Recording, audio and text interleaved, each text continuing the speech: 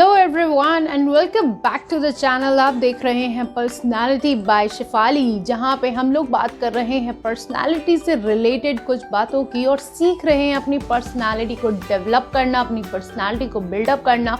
और यहाँ पे हम सीख रहे हैं बहुत सारी टिप्स एंड ट्रिक्स और जो हमें हेल्प करेंगी हमारी पर्सनल लाइफ में, हमारी प्रोफेशनल लाइफ में, हमारी फ्रेंड सर्कल में और हम जहाँ जाएंगे वहाँ पे। जी हाँ, आपकी पर्सनालिटी हर तरीके से आपको बनानी है। सिर्फ हम फ्रेंड्स के लिए इम्प्रेस करने को नहीं बना रहे हैं या हम कॉलीग्स को इम्प्रेस करने के लिए नहीं बना रहे हैं। हम अपनी ओवरऑल बॉडी पे, हम बॉडी लैंग्वेज पे, हम कॉन्फिडेंस पे, हम सब चीज़ पे काम करेंगे और हम महारत हासिल करेंगे इस पर।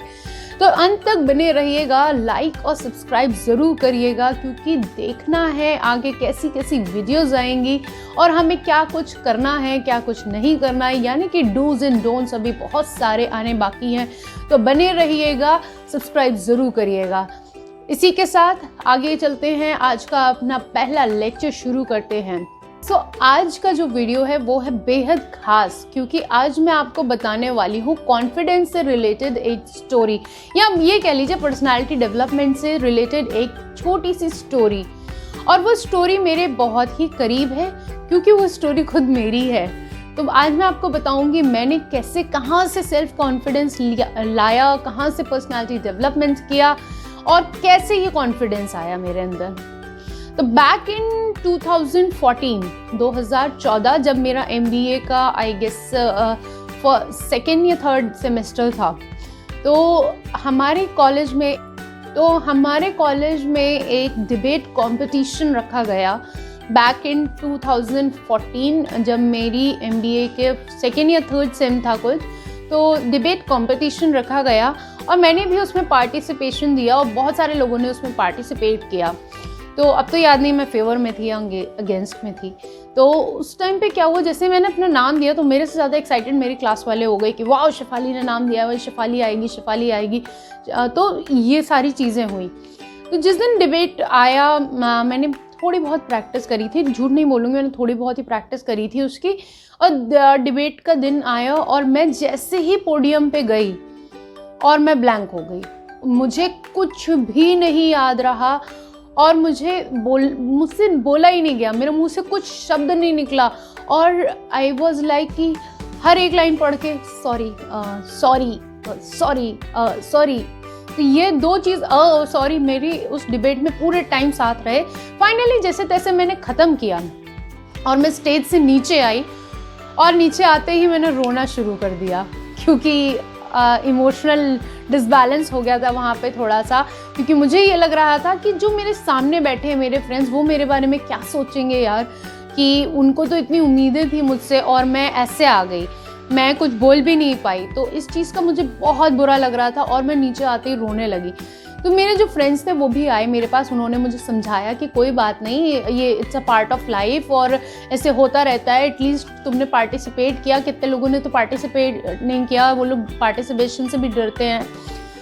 तो मैंने उसको बहुत उस दिन डिप्रेसिंग वे में लिया, बहुत डिप्रेस्ड हो गई थी मैं कॉलेज छोड़ के मैं घर आ गई वापस। मैंने बीच में डिबेट छोड़ दिया, मैंने कुछ नहीं देखा कौन जीता कौन हारा और मैं वापस घर आ गई।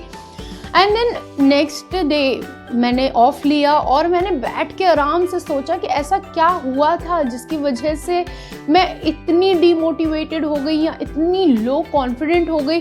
तो मैंने जब उस पर कंटेम्पलेट किया, जब मैंने उस पर बैठ के वर्क किया, तब मुझे पता चला कि मैंने अपने अंदर एक फियर जमा कर लिया था। वो था fear of my friends, my society, कि अगर मैं जीतूंगी नहीं इस डिबेट को, अगर मैं फर्स्ट नहीं आई तो फिर ये लोग क्या सोचेंगे मेरे बारे में, ये जो मेरे फ्रेंड्स हैं जिन्होंने मेरे से इतनी उम्मीदें लगाई हुई है, ये लोग क्या सोचेंगे मेरे बारे में, ये लोग मुझे कितना बुरा भला बोलेंगे या मेरे बारे में सोचेंगे। तो मेरे अंदर वो एक फियर बैठ गया था। उसके बाद से मैंने सोच लिया था कि अब मुझे अपने ऊपर काम करना है। ऐसे तो मैं नहीं बैठ सकती कि मैं पब्लिक स्पीकिंग ना कर पाऊँ, ऐसे मैं कभी नहीं होने दूंगी। फिर मैंने अपने ऊपर काम किया, मैंने फिर पर्सनालिटी डेवलपमेंट क्लासेस लिए, ओके। और उसके बाद मैंने हर चीज़ करी, जो भी उन्होंने मुझसे करने को कहा या उन्होंने बताया कि ये बिल्डअप होता है, ऐसे बिल्डअप होता, मैंने हर एक चीज़ करी उसमें से। एंड यकीन मानिए वो दिन था और मेरे कॉलेज का दिन है या आज का दिन है, मैंने हर ग्रुप डिस्कशन में पार्टिसिपेट किया, हर इंटर हाउस डिबेट कॉम्पिटिशन्स होते थे उनमें पार्टिसिपेट किया, और मैंने पब्लिक स्पीकिंग में किया। और उसके बाद जो जनरल अपना वाइवा के टाइम पे बताते थे वो पोडियम पे होता था हमारे यहाँ, तो वो पोडियम पे चढ़ के बताना होता था, पूरे क्लास के सामने, हाउस के सामने, ऐसे होता था। तो वो सब कुछ किया और मैंने इस लेवल तक किया कि जब हमारे प्लेसमेंट्स चल रहे थे तब हमारे प्लेसमेंट सर ने आके मुझे बोला कि शिफाली देखिए, अब आप प्लेसमेंट के ग्रुप डिस्कशंस में नहीं बैठोगे, ठीक है, क्योंकि आप बैठ जाते हो आपका ग्रुप डिस्कशन क्लियर हो जाता है, बच्चे रह जाते हैं। मैंने कहा ठीक है सर। फिर एक दिन सर ने बोला कि आज बच्चे कम हैं तो आपको थोड़ा सा रिफिल करना पड़ेगा, आपको बैठना पड़ेगा वहाँ पे, बट डोंट से एनीथिंग, कुछ भी बोलना नहीं, ठीक है, मुंह मत खोलना अपना वहाँ पे। एग्रीड। मैंने कहा ठीक है सर, मैं नहीं खोलूँगी अपना मुंह। उसके बाद मैं ग्रुप डिस्कशन में गई कुछ बच्चों के साथ और ग्रुप डिस्कशन स्टार्ट हुआ। तो मैं चुप थी, मैं पूरे डिस्कशन में चुप थी, बट उन्होंने 1 बाय 1 सबसे उनके ओपिनियंस लेने शुरू कर दिए। अब जब मेरे ऊपर ओपिनियन आया है तब मैं चुप नहीं रह सकती थी, क्योंकि ये कॉलेज के लिए भी थोड़ी नेगेटिव बात हो जाती कि हम मतलब कॉलेज वाले अपने बच्चों को क्या सिखाते हैं। तो उन्होंने मैंने उनको एक सिंपल सी लाइन बोली, मैंने कहा yes I do agree with my friend. बस मैंने इतनी बात बोली और मैं बाहर आ गई। ग्रुप डिस्कशन ख़त्म हुआ और उसके बाद जो रिज़ल्ट आया उससे मैं भी, क्योंकि उसमें मेरा नाम कि शिफाली भी ग्रुप डिस्कशन क्लियर्ड है, एंड आई वाज क्योंकि मुझे डांट भी पड़ी उसके बाद। सर कहते हैं कि तुमने बोला क्यों था, मैंने आपको मना किया था कि आपको कुछ बोलना नहीं है ग्रुप डिस्कशन में, दूसरों के नंबर्स नहीं आते हैं। तो आई सेड कि सर मैंने उनको कुछ नहीं बोला, I just said I do agree with my friend, that's all.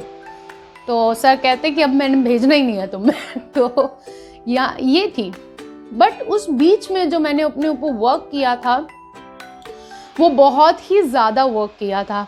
मैंने उस बीच में अपना न्यूज़पेपर लगाया, न्यूज़पेपर रीडिंग स्टार्ट करी, अपने जितने भी मैं सीरीज़ होती थी, मतलब इंग्लिश सीरीज़, हिंदी सीरीज़, जो अच्छी सीरीज़ हो, वैसे भी मैं ज़्यादा एंटरटेनमेंट वाली हूँ नहीं कि मैं मूवीज़ देखूँ एंड ऑल, तो मैंने उसमें सीरीज़ देखनी शुरू करी। इवन मैंने क्राइम पेट्रोल तक देखा, मैंने बहुत सारी चीज़ें देखी उस टाइम पे, बहुत सारे शोज़ देखे।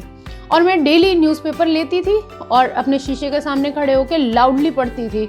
कभी कभी रिकॉर्डिंग शुरू कर दी तो रिकॉर्ड करके अपना न्यूज़पेपर पढ़ के, सामने 3 चीज़ें एक साथ चल रही है, मेरी स्पीकिंग, रिकॉर्डिंग एंड मेरा सामने फेस टू फेस, यानी कि मिरर के सामने। तो ये सारी चीज़ें मैं करने लगी। उसके बाद मेरी हिम्मत नहीं भी होती थी, अगर या मन भी नहीं होता था आंसर करने का पब्लिकली, तो भी मैं जाती थी कि नहीं, I have to learn such things. मैं अगर हिम्मत नहीं करूँगी तो मैं कभी नहीं सीख पाऊँगी। मैं कई बार उसके बाद स्टेज पे गई जब मैं गलत आंसर देने गई सिर्फ, क्योंकि मेन मोटिव वहाँ आंसर देना नहीं था, मेन मोटिव वहाँ समझना था कि पब्लिक स्पीकिंग कैसे होती है। तो कई बार मैं गलत आंसर देने गई। और हमेशा जब भी मैं उठती थी, इवन आज भी, जब भी हम किसी के सामने प्रेजेंट कर रहे होते हैं तो थोड़ी सी शिवरिंग होती है बॉडी में, थोड़ी नर्वसनेस होती है बॉडी में, और वो बहुत आराम से सबके साथ होती है। इसमें कोई नई बात, विचित्र बात नहीं है कि हाँ हमारे साथ शिवरिंग हो रही है, कोई सामने वाला पहचान जाएगा हम नर्वस सब कोई होता है, सब कोई, बस उससे डीलिंग आनी चाहिए। आप जब उस नर्वसनेस के सामने खड़े होके जाके बोलोगे तब आपको फील आएगा कि हाँ हम बड़े हैं नर्वसनेस से, ठीक। सो ये एक लर्निंग थी मेरी लाइफ में जो मैंने वहाँ से लर्न करी। और मैंने पर्सनालिटी डेवलपमेंट के बारे में फिर सोचा कि ऐसे बहुत से बच्चे होते हैं जो शायद इन सब चीज़ों को नहीं कर पाते हैं, या पर्सनालिटी डेवलपमेंट के कोर्सेज में नहीं घुस पाते हैं, या कुछ भी ऐसी चीज़ें जो उनको सपोर्ट नहीं कर पाते हैं। क्योंकि मैं लोगों को बहुत समझाती थी कि देखो तुम्हें ऐसा करना चाहिए, तुम ऐसे इंटरव्यू में बैठना, तुम ऐसे करना, ये सारी चीज़ें मैं बहुत ज़्यादा करती थी। पर फिर मुझे अब लगा कि यार ऐसे तो मैं सिर्फ अपने क्लासमेट्स को ही समझा पाऊँगी, या अपने 1-2 जो फ्रेंड्स हैं मैं उन्हीं को समझा सकती हूँ, बट इस तरह से मैं बहुत सारे लोगों को ये बातें समझा सकती हूँ। मैं अपना एक्सपीरियंस, अपनी लर्निंग आप बहुत सारे लोगों तक पहुँचा सकती हूँ। ठीक है, तो ये स्टोरी थी कॉन्फिडेंस की, जिसमें मैंने अपनी गलती से सीखा था, अपनी गलती के आगे ज़िद करी थी और चीज़ें लर्न करी थी। वैसे ही अब आपको भी करनी है। अपनी बिगेस्ट मिस्टेक लिखिए, आज की आज आप अपनी बिगेस्ट मिस्टेक लिखिए, या कोई भी ऐसे मोमेंट्स लिखिए जब आपको बहुत एम्बैरेसमेंट हुआ था, बहुत शर्मिंदगी महसूस हुई थी। तो ऐसी चीज़ें आप लिखिए और उसके बाद आप उस पर वर्क करना स्टार्ट करिए। नहीं होता है तो कमेंट करके बताइए, मैं आपको उसको सोल्यूशन भी बता दूंगी कि आपने उस टाइम पे क्या किया था और किस चीज़ की वजह से वो नर्वसनेस हुई होगी या वो फेलियर हुआ होगा। तो ये सारी चीज़ें हमें करनी है और लाइक और सब्सक्राइब बटन हमें दबाना है ताकि और भी बहुत सारी चीज़ें आएँ, बहुत सारा कुछ हम सीखें और हम अपनी पर्सनालिटी को बेहद शानदार बनाएं। सो आज के लिए लेती हूँ विदा। अंटिल नेक्स्ट टाइम मिलते हैं दूसरे लेक्चर्स में, दूसरे वीडियोज़ में। See you, bye bye, take care.